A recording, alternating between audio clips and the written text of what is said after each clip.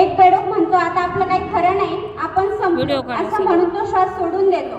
पण दुसरा बेडूक तोपर्यंत वाट पाहतो जोपर्यंत त्या दुधाचं दही होत नाही किंवा लोणी होत नाही. आणि ज्या वेळेस ते दुधाचं दही किंवा लोणी होतं त्यावेळेस तो बेडूक बाहेर येतो. याचा अर्थ असा की आपण आपलं आयुष्य जगत असताना संयमाने जगलं पाहिजे. जोपर्यंत आपली वेळ येत नाही, वेळ आयुष्यात प्रत्येकाची येते, आपण फक्त जिद्दीने मेहनतीने कष्ट केले पाहिजेत. आज प्रत्येक क्षेत्रामध्ये फक्त डॉक्टर इंजिनियर यामध्येच करिअर राहिलेलं नाहीये, तर तुम्ही प्रत्येक क्षेत्रामध्ये आपला ठसा उमटू शकता. आज प्रत्येक क्षेत्रामध्ये संधी आहे. आज तुमच्या सगळ्यांकडे मोबाईल आहेत, म्हणजे मोस्ट ऑफ 9वी आणि 10वीच्या मुलं तर मोबाईल वापरतातच. इथे बसलेल्या बऱ्याच जणांचे इंस्टाग्राम अकाउंट असतील, पण तुम्ही कधी मोबाईलवर मुली हसल्या आहेत ना? पण त्याचाही उपयोग प्रत्येक गोष्टीचा चांगला आणि वाईट असा दोन्हीही उपयोग असतो. आपण त्यातून काय घ्यायचं हे आपल्यावर असतं. आता विशेषतः असं होतं की खेडेगावामध्ये शिकण्याची म्हणजे तरी तुम्हाला इथे चांगला स्कोप आहे. मी ज्या गावातून आले की माझ्या जिल्ह्यातून आले तो आमचा मागासवर्ग भाग होता बऱ्यापैकी. ज्यावेळेस आम्ही शिकत होतो मुलींना घरचे शिकवत नव्हते. आजही आमच्या गावातली एकटी मी मुलगी आहे की जी वयाच्या 25व्या वर्षापर्यंत बाहेर होती आणि 25व्या वर्षापर्यंत एकटी शिकत होती. कुणाचाही पाठिंबा नसताना फक्त आई वडिलांचे आशीर्वाद आणि आई वडिलांचा सपोर्ट. मुलींनीही आपल्या आई वडिलांना पटवून दिलं पाहिजे की आम्ही शिकू शकतो. तुम्ही त्यांच्यामध्ये तसा विश्वास निर्माण केला पाहिजे.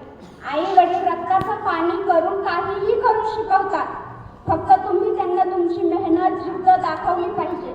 तुमचं वागणं, तुमचं बोलणं, तुमची शिस्त, तुमचे संस्कार. आज कित्येक मुलं व्यसनाच्या आधारे चालली. 8वी 9वी 10वी पासून मुलं चुकीच्या मार्गाला जातात. एखाद्या मुलीवर टॉन्टिंग करणं, चुकीचं बोलणं, व्यसन करणं, मित्राच्या मोठ्या मुलांच्या चुकीच्या मित्रांच्या नादी लागून स्वतःचं आयुष्य संपवणं, अशा बऱ्याच गोष्टी घडत आहेत. आज मी न्यायालयात पाहते, खूप छोटी छोटी मुलं असतात. 18 वर्षाच्या आधी बालसुधार गृहात असतात. इथे हे सुपाय ना काय शेती फोन देऊन येऊ धर ना 10वीचा मुलगा तिकडे म्हणजे मॅडम तर दिले गाडी ट्रकच्या ड्रायव्हरला चाकू दाखवतो आणि त्याचा मोबाईल घेऊन जातो. फक्त चुकीच्या मार्गदर्शनामुळे आणि चुकीच्या मित्राच्या नादी लागल्यामुळे. आपले शिक्षक, आपले आई वडील हे आपल्याला असं करायला नाही शिकवत. यासाठी आपले आई वडील दिवस रात्र कष्ट नाही करत.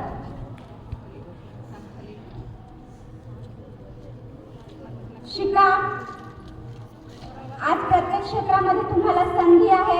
प्रत्येक क्षेत्रामध्ये करिअर करण्यासाठी, भरारी घेण्यासाठी संधी उपलब्ध आहेत. तुमच्याकडे एवढ्या कमी वयामध्ये हँडसेट आहे, हे आहे, सगळ्या गोष्टी तुम्हाला अवेलेबल आहेत.